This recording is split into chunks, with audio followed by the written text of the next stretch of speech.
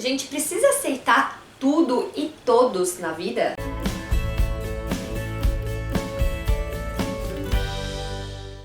Bom dia! Meu nome é Danusa e eu criei esse cantinho especial para compartilhar um pouquinho das nossas experiências, um pouquinho do nosso conhecimento de nós mesmos, para compartilhar um pouquinho de assuntos da vida que às vezes passa despercebido, mas é algo que afeta a gente por dentro e a gente não dá as devidas atenções. A gente precisa aceitar tudo e todos na vida?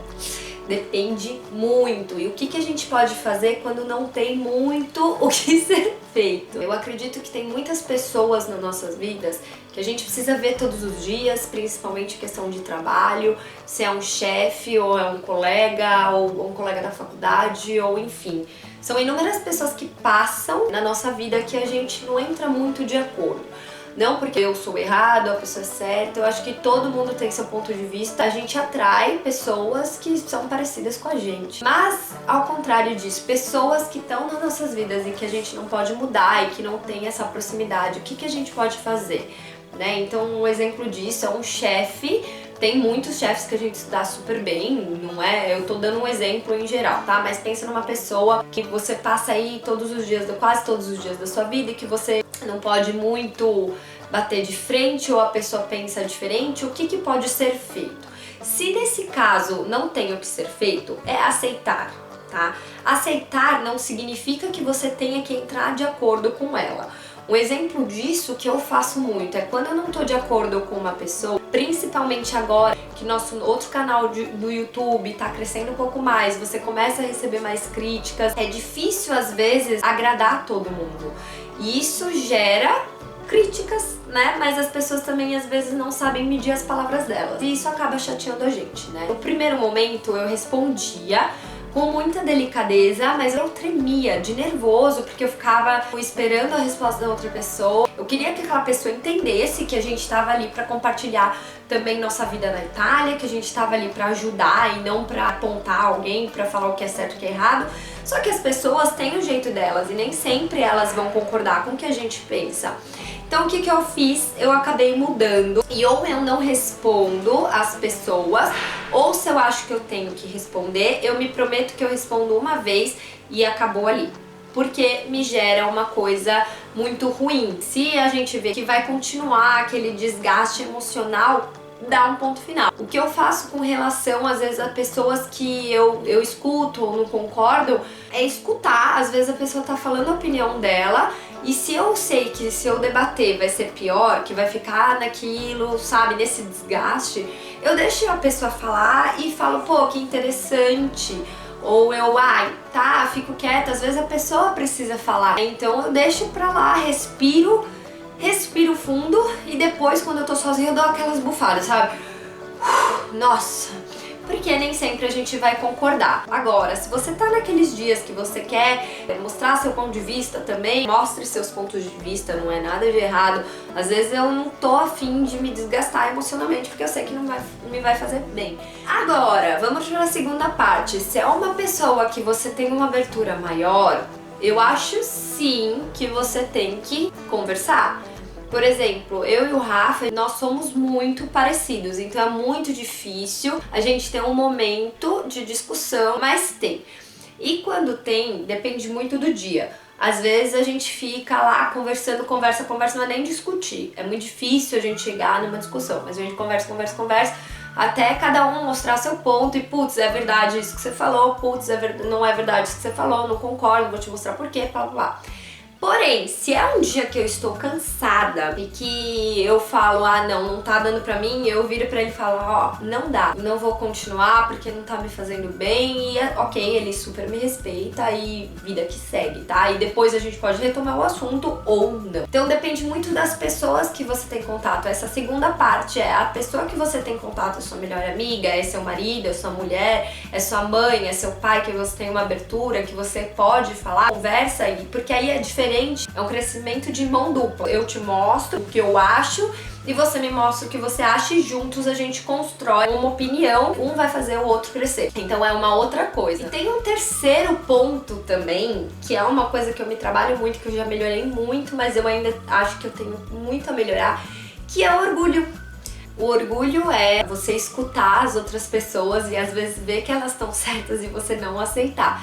E às vezes eu não aceito, putz, ficar pensando, pô, eu tô errada, por que eu tô errada?